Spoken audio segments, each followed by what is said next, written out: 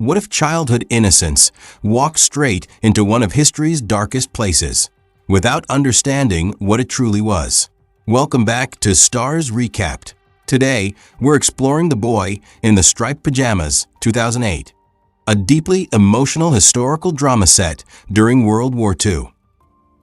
The story follows Bruno, a curious young boy whose life changes when his family moves near a mysterious, fenced area. From a distance, he notices people wearing identical striped clothes, what he believes is a strange farm. But beyond that fence lies a reality far more terrifying than Bruno could ever imagine. Through the eyes of a child, this film shows how innocence, friendship, and ignorance collide with cruelty, war, and humanity's darkest choices.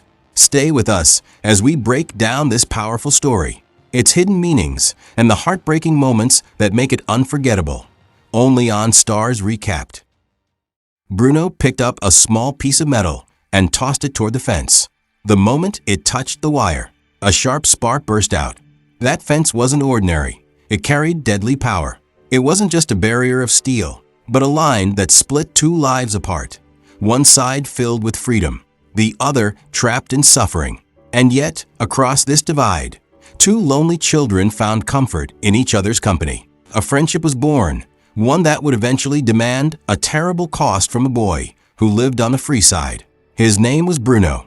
Before arriving at this isolated place, Bruno lived a joyful life in a bustling city. Every afternoon after school, he ran through the streets with his friends, laughing, playing, and returning home with excitement in his heart. But one ordinary day, everything changed. When Bruno reached home, he noticed workers shifting furniture. Moments later, his mother appeared and shared unexpected news. Bruno's father, Ralph, had received a major promotion in the German army during World War II. He was being assigned to oversee a distant military facility, one that held Jewish prisoners. Because of this new position, the entire family would have to leave their city life behind and move with him. The night before their departure, a grand farewell gathering was arranged. Army officers and close acquaintances filled the house with music and celebration. From above, Bruno watched the scene quietly, his heart heavy with uncertainty. He didn't know if he could ever feel at home in this new place.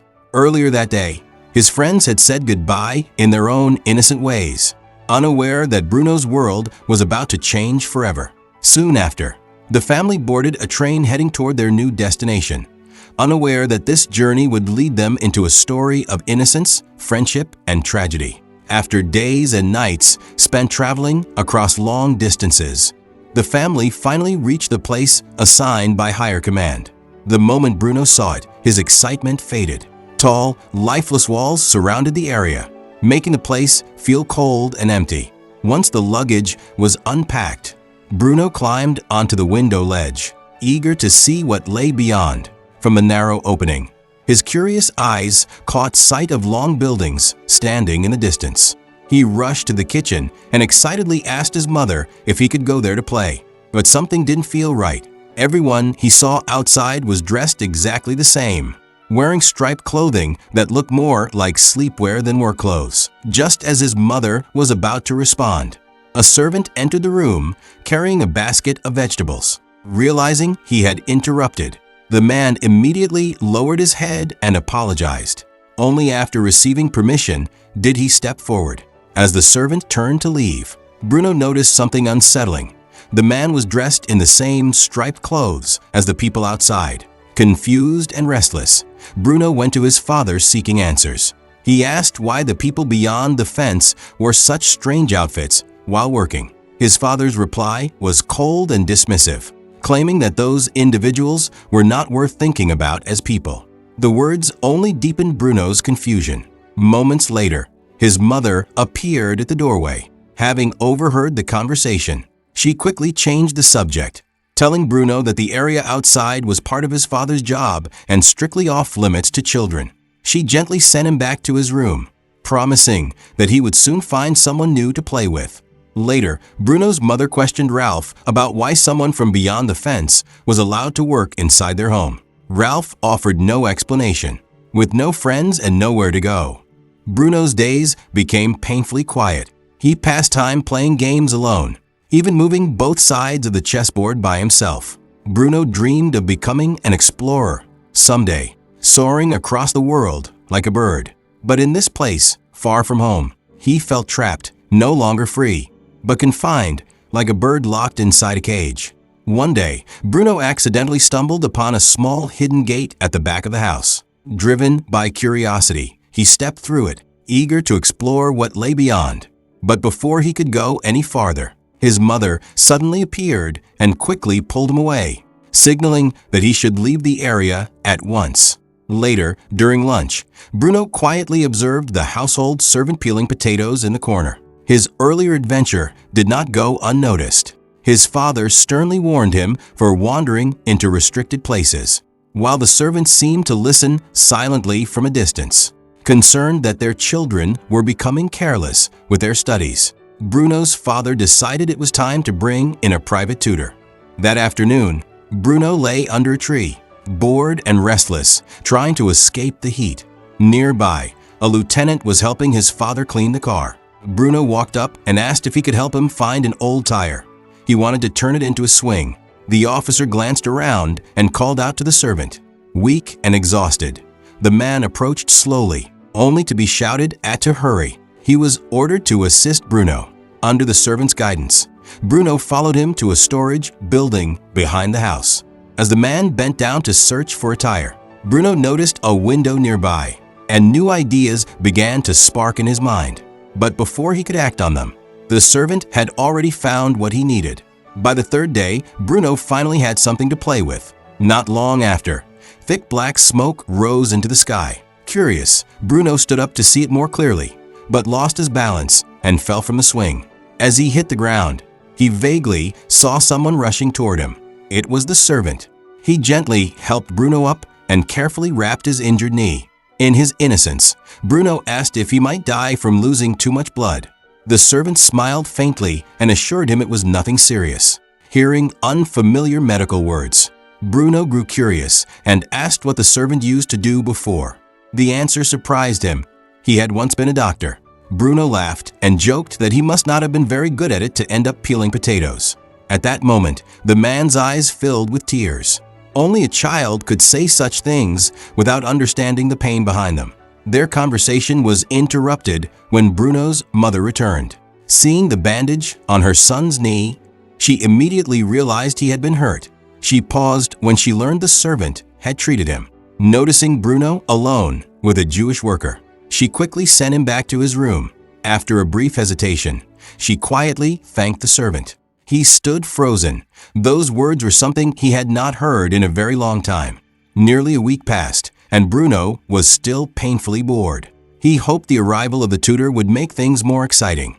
But instead of stories about distant lands and adventures, the lessons focused only on Germany's history. Bruno's older sister listened eagerly, while Bruno drifted into his own thoughts. The book he was given felt impossible to understand. The only thing that truly excited him was what lay beyond that hidden door. Once again, Bruno slipped outside in secret. He reached the storage building, opened the window, and climbed through. Ahead of him stretched thick forests and open land. For the first time since arriving, he felt free, like a bird released from a cage. He crossed narrow bridges, swung a stick through tall grass, and pretended he was part of an epic adventure. After crossing a small ditch, Bruno finally reached the place he had been curious about for so long. But inside the fence, the land was dry and empty, sharply contrasting with the greenery outside. As he sat down, he noticed a boy sitting near the barbed wire. Eager for company, Bruno introduced himself. The other boy looked tired and cautious, but eventually spoke when he saw no guards nearby. He was the same age as Bruno. When Bruno invited him to come over and play, the boy asked if he had any food. Bruno was confused, but noticed how hungry he seemed. What caught Bruno's attention most was the number stitched onto the boy's clothes. He thought it was part of a game. Before he could ask more, a loud siren echoed across the camp. The boy quickly returned to work, pushing his cart away. Their meeting was brief, but to Bruno, it felt like discovering an entirely new world. Back home, Bruno eagerly searched for toys and secretly grabbed chocolate from the dining table, hoping to share it the next time. But when he returned to the fence, the boy was nowhere to be seen. The following day, Bruno's mother suggested a trip into town to distract him. But Bruno had no interest in shopping anymore. His thoughts were fixed on only one thing: returning to the fence to meet his new friend. The moment his mother drove away, Bruno rushed toward the open fields behind the house. This time, luck was on his side. The boy was there again, sitting quietly near the wire. Bruno asked about the strange striped clothes everyone wore. The boy admitted he didn't understand it either, only that he disliked the soldiers because they had taken their real clothes away. Bruno found this hard to relate to. To him, soldiers were heroes, especially his father, whom he believed worked to make the world a better place. Bruno then mentioned the dark smoke he often saw rising into the sky and complained about its awful smell. The boy casually guessed that it might be old clothes being burned. When he noticed Bruno hadn't brought food again, disappointment showed on his face. Trying to cheer him up, Bruno invited him to come over and eat at his house. The boy silently pointed at the fence between them. Bruno assumed it was there to keep animals out, but the boy corrected him. It was meant to stop people from leaving. Confused, Bruno asked why anyone would be kept inside. The boy replied quietly, "Because I'm a Jew." Neither of them truly understood what that meant. Before parting, the boy asked Bruno to return the next day, and if possible, to bring something to eat. Later, during lessons, the tutor spoke harshly about Jewish people and blamed them for Germany's suffering during the war. Bruno raised his hand and asked an innocent question: "Weren't there good Jewish people too?" The teacher answered coldly, saying that finding one would make Bruno the greatest explorer alive. The words sounded wise, but to an 8-year-old, they made little sense. Bruno couldn't grasp the hatred hidden behind them. The next day, Bruno kept his promise. He brought fresh bread and met his friend at the fence. Excited, he tossed a ball through the gap, hoping to play catch.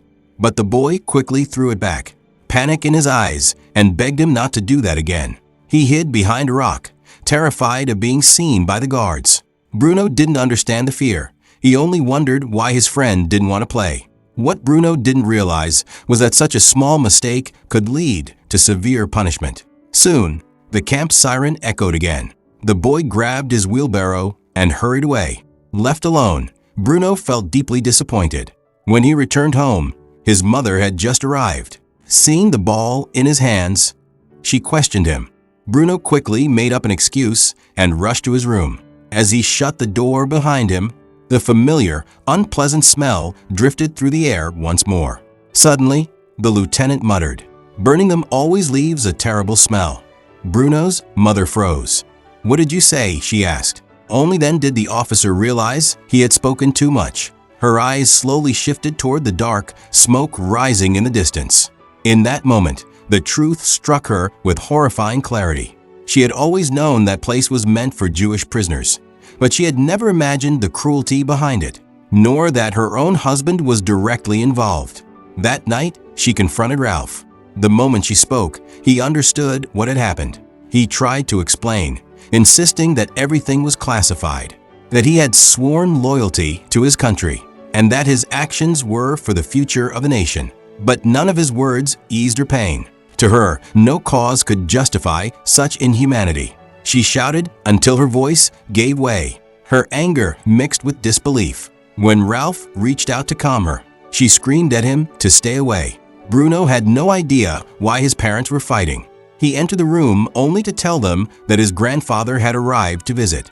The following evening, the lieutenant, the one who had let the truth slip, was invited to dinner. Ralph subtly steered the conversation, pressing him with pointed remarks until the man grew visibly uncomfortable. Tension filled the room. Then, as the servant poured wine, the glass slipped and shattered. That small mistake became an excuse. The lieutenant exploded in rage, dragged the servant outside, and began beating him mercilessly. The servant's screams echoed through the house. The lieutenant's wife pleaded with Ralph to intervene, but he remained silent. He did nothing. Later that night, Bruno asked his sister why their father hadn't stopped the violence. Her answer shocked him. She said the servant deserved it. Over time, she had absorbed the hateful lessons taught in school, growing to despise Jewish people, believing them to be enemies of the nation. When Bruno asked whether their father was a good man, she replied proudly that he was, especially now that he was helping restore the country's strength. That night, Bruno's mother couldn't sleep. Her face was pale and hollow by morning. She couldn't accept that the man she married had stood by while cruelty unfolded right before him, and acted as if it never happened. Slowly, Bruno began to sense the truth. He and Shmuel did not belong to the same world. As his sister believed, they weren't meant to be friends at all, but enemies. Later that day, Bruno spotted Shmuel inside the dining room. The boy had been brought in because his small hands were useful for polishing delicate wine glasses. Despite everything, Bruno approached him warmly. He noticed Shmuel staring at the desserts on the table. Without thinking, Bruno picked up a piece of cake and handed it to him. Shmuel devoured it in seconds. At that very moment, the lieutenant suddenly entered the room, still burning with anger. He was clearly searching for someone weaker to take out on. Startled and terrified, the boy quickly explained that the cake had been given to him by his friend, Bruno. Hearing this, the officer immediately turned his sharp gaze toward Bruno and demanded to know whether he recognized the Jewish boy. Bruno froze. After a brief pause, he denied knowing him at all. He claimed the boy was already there when he arrived and insisted they had never met. In that critical moment, Bruno chose to lie, betraying his own heart out of fear. Satisfied for now, the lieutenant ordered the boy to finish cleaning the glasses and said he would return shortly. Bruno was sent away.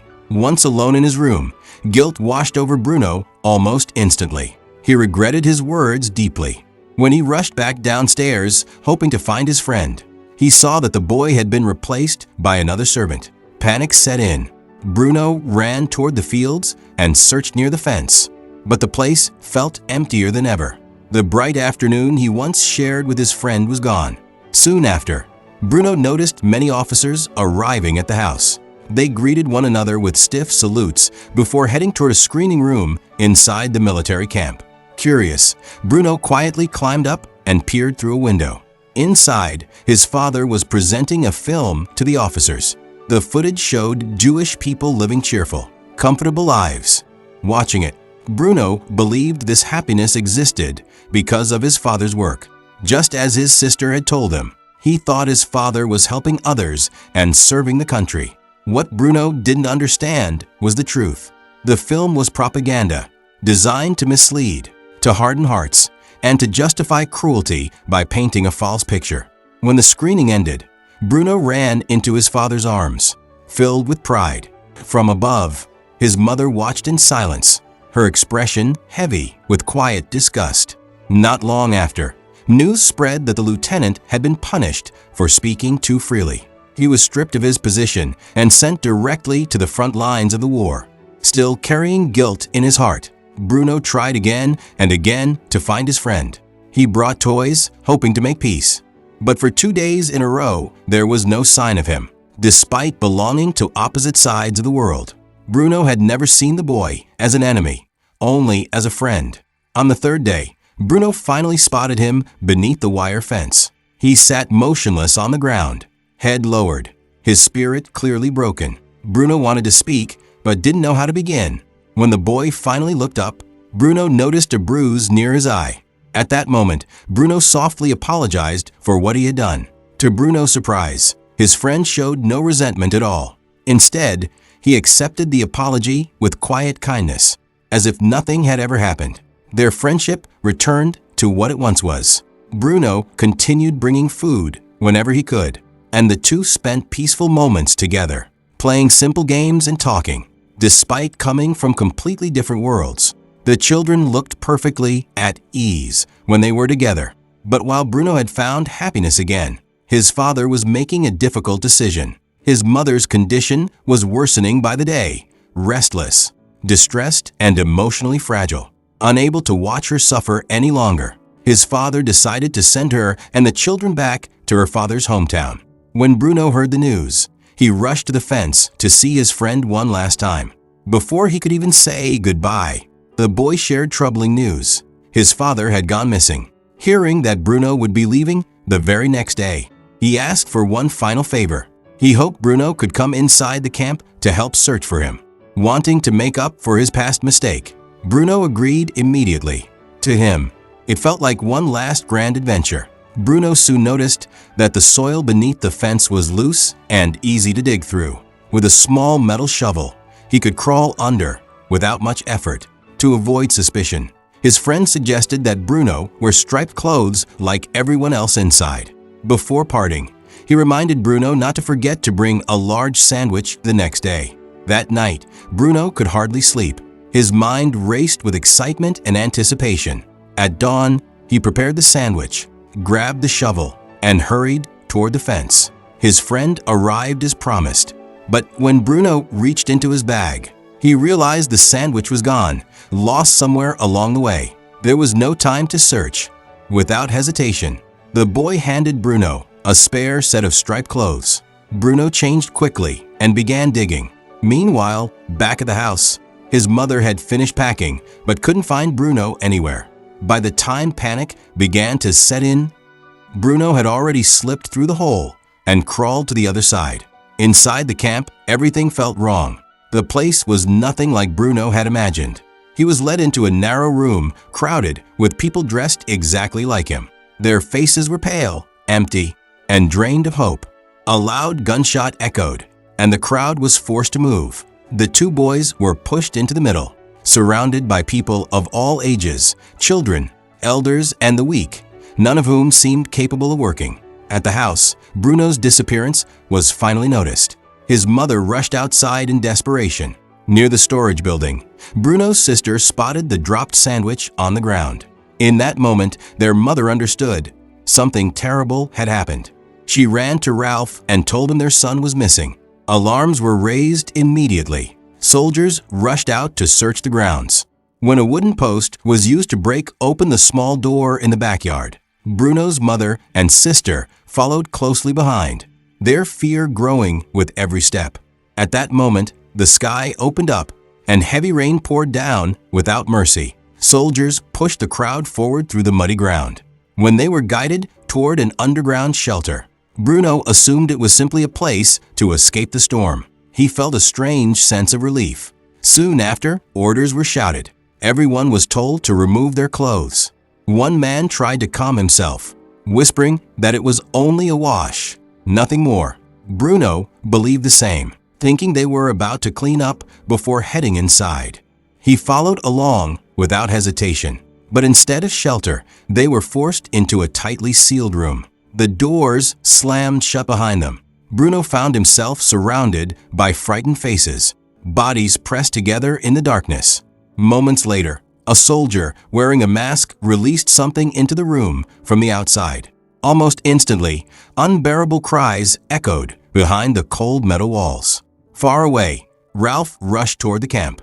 Thick black smoke rose into the rain-filled sky. He screamed his son's name again and again, his voice breaking as reality finally struck him. When Bruno's mother reached the fence, her strength gave out.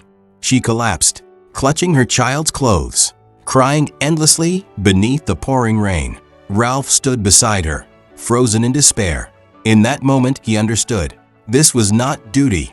This was not honor. This was the price of cruelty, a punishment far greater than any battlefield loss. Later, the silent building stood filled with rows of abandoned striped clothes. Bruno had paid the ultimate price, an innocent life lost to expose the true horror of war. There is no justice in such sacrifice. No lesson is worth the life of a child. Because when hatred is allowed to rule, even innocence is destroyed, and the human heart may never find peace again. And with that, this heartbreaking story comes to an end. One that reminds us how innocence can be lost when hatred and cruelty are allowed to grow. The boy in the striped pajamas leaves us with emotions that stay long after the screen fades to black. If this story moved you, don't forget to like the video. It really helps the channel. Share it with friends who love meaningful movies. Let us know your thoughts in the comments. What moment affected you the most? And for more powerful movie recaps and emotional stories like this, subscribe to Starz Recapped and turn on the notification bell so you never miss an upload. Thanks for watching. and we'll see you in the next recap.